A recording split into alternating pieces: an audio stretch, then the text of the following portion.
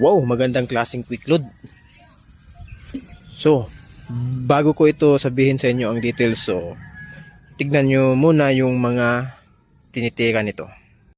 Ito mga katugsok, yan, balanak mga katugsok. Ayun sa pole, so kita nyo mga katugsok ay sa hasang siya natamaan pero hindi siya nakagalaw. So itong isa mga katugsok sa may bandang tiyan siya na tamaan. So yung isa kanina sa hasang, ito naman siya sa may bandang tiyan. So yan oh, 'di ba? Walang kawalayan mga katugsok. Ayun oh.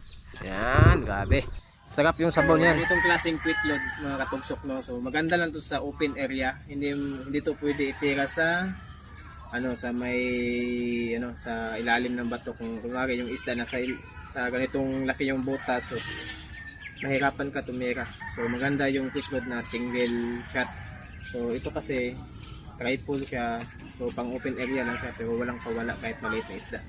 So yun mga katugsok, share and follow na at order lang po at PM na po sa gusto mag-order. Yan.